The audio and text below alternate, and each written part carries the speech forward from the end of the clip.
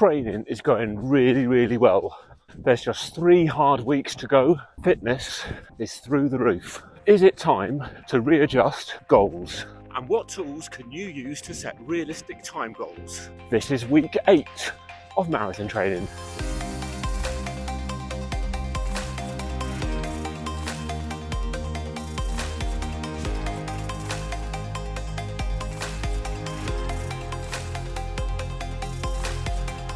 Let me just quickly go through the plan for this week.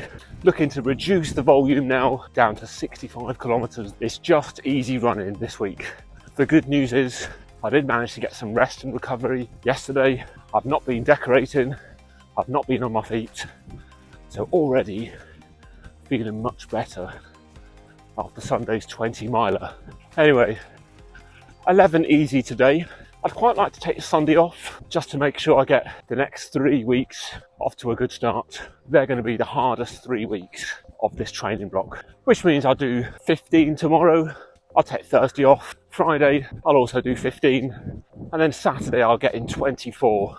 Also, it's not lost on me, I did 0 strength work last week.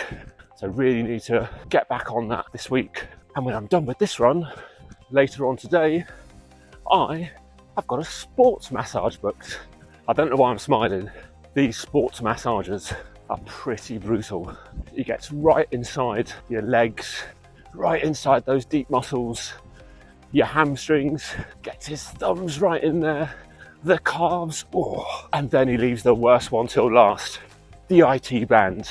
He holds both your legs in place, he locks them down. It might be quick, but is it painful. But I have deliberately booked it for this week. It is recovery week. I've got to do all I can to take it easy, let the fitness gains top up, so as we can go hard one more time once this week is finished.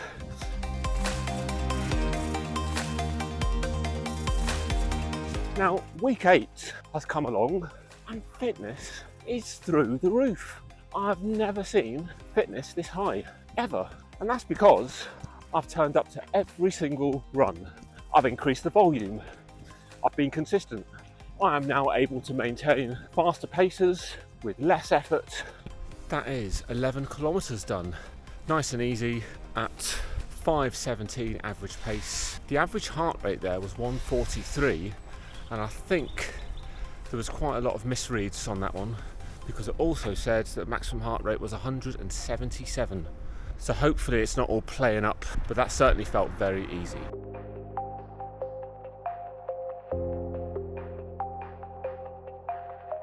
It's Wednesday lunchtime. You join me on a 15k run today. Had the sports massage yesterday, and he said everything was feeling really good, which is good news. And the only thing I've just got to keep an eye on, I'm just feeling a tiny little sort of 1 out of 10 on the pain scale niggle in the left glute. I don't like the left glute. I've had problems with that in the past. The right glute feels fine, but the legs still do feel a bit tired. Both the calves are still a little bit sore from the 20 miler last Sunday. So all being well, it's just everything's feeling a bit sore. That's why we're having a recovery week.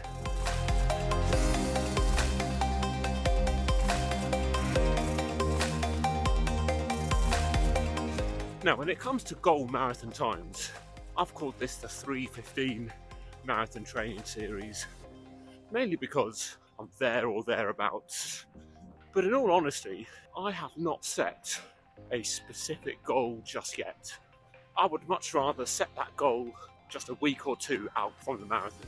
And that is because I'm still 6.5 weeks out from the Manchester Marathon. A lot could happen between now and then. This niggle might develop into something more serious. The fitness could continue to increase.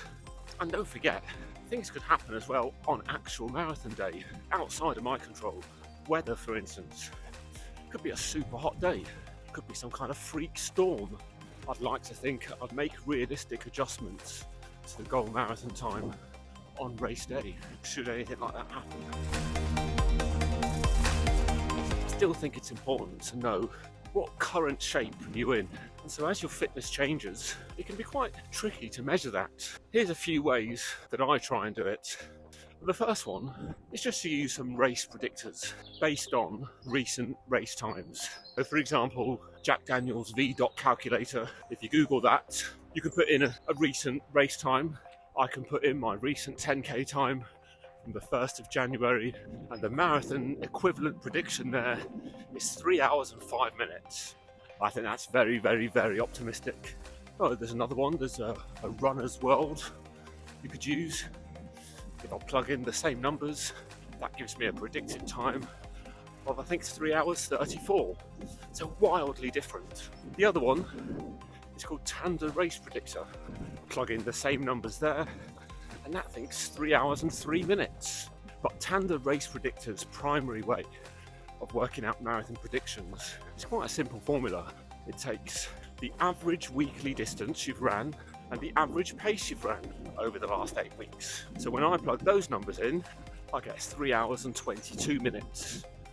And then another one you can use is if you've got a Garmin watch, the Garmin watch race predictor. And for me, it's around 3 hours and 13 minutes. I think any race predictor based on my 10k time from 1st January is going to be out now, because I believe my 10k pace is a lot quicker. I quite like the Tanda Race Predictor that's based on the data from the last 8 weeks, or the Garmin Watch Race Predictor, because it's kind of dynamic. You're getting an indication as to which direction you're going in real time. What I would say is that for me personally, the Garmin Race Predictor is not a million miles off. When I'd run that 40-minute 10k, that was an all-out effort. It was predicting me something like 40 minutes and 15 seconds at the time. The half marathon prediction was a little bit slower than what I know my PB is. I suspect the same for the 5k, but I never really did a hard 5k. Which leads me to think the Garmin Race Predictor is probably there or thereabouts for the marathon. So for me, that's the one to keep a close eye on. Now, there's a great tool out there called crplots.com. And that's built on top of the Tanda Race Predictor formula that syncs all your Strava data. And then instead of manually working out what was your average over the last 8 weeks, it just does it automatically for you. But it does so much more than just that. And if you're into your data, it's brilliant. There's a couple of things I like to track on that, and that's the net heart rate efficiency. If you've got reasonably accurate and at least consistent heart rate data, this will take the last 8 weeks worth of heart rate data and work out how many meters on average did you move per heartbeat. And obviously, the further you can go per single heartbeat, the more efficient you've become. And I think that's a great indicator of fitness. And in fact, if you look at mine over the last 5 years of running, right now, I'm at an all-time high. So that's another piece of data that I'll feed in to working out what's a sensible race prediction time. Now, the other thing it does is every time you mark a run as a race, it works out what was the actual difference between what it predicted versus what you actually ran. And once you've done a few races, it's quite interesting that you can be consistently above or below the prediction. So for me, it looks like 5Ks are most above the prediction, 10Ks are still above the prediction but not quite as much, half marathons are above the prediction but again not quite as much. So what does that mean for the marathon? Well, I've only got one at the moment, but it would suggest that its prediction is the least I can do if everything comes together on race day. Great, all done. Ends up doing 16 kilometres in the end at a 5:25 average pace and an average heart rate of 137 beats per minute. Did some strength this morning for the first time in quite a while. This left glute, can just feel it. It's not got any worse, but it's not got any better. So we need to keep an eye on that. Let's see how things go.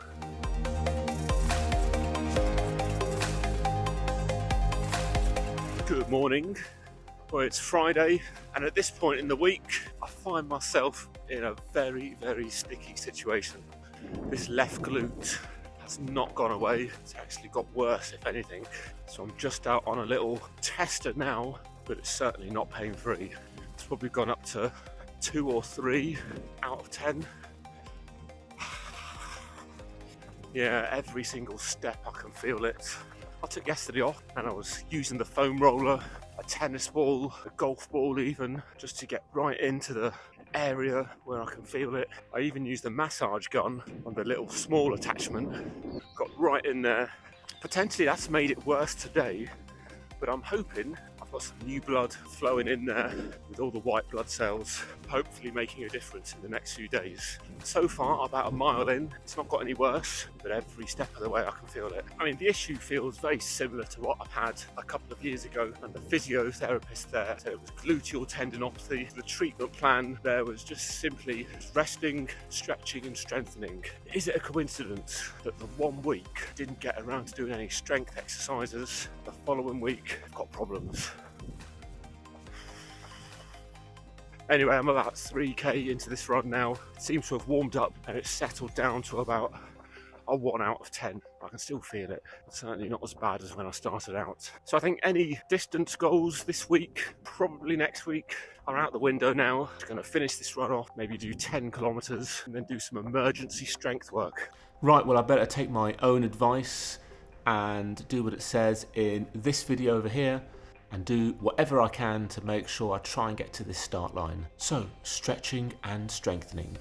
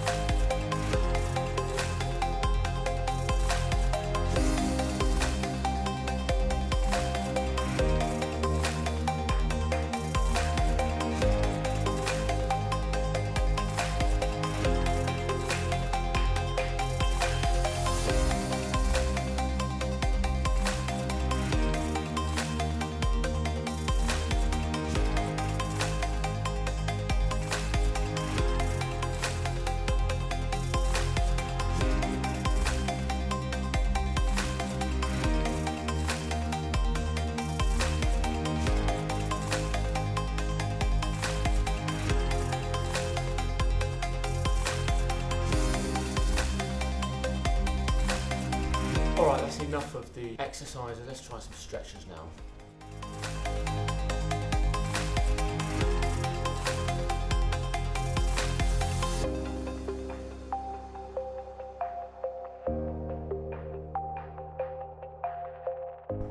Alright, Saturday morning then, and that is a 12.2 kilometre run, a 5:24 average pace and a 1:38 average heart rate. So no improvement to report on the glute today, but certainly no worse. A 1 out of 10, maybe a 2 out of 10 at the worst. Certainly got better as it warmed up. I think we just keep going in maintenance mode now for the next few days and see what happens, take it from there. Good morning. It's Sunday, it's the last day of the week, and I just thought I'd squeeze an extra run in, especially as this left glute niggle seems to have subsided a bit more today. So positive signs. I'm about 5k in, it's warmed up, it certainly feels no worse. I can still just feel it a tiny bit, but it would appear I'm going in the right direction. Well, that's 16.5 kilometres done at a 5:22 average pace and a 1:31 average heart rate. And by the end, I could not feel the left glute, so I think we're going in the right direction. As for the week, that's 64 kilometres ran, and Tanda Race Predictor has me down for a 3:21.02 prediction. The net heart rate efficiency is 1.382 metres per beat, and the Garmin Race Predictor now has me down for a 3 hours 12:58 prediction. So all good numbers. Let's see if I've managed to dodge this bullet and see how we get on next week. If you've enjoyed the video, please give it a like and I'll see you in the next one.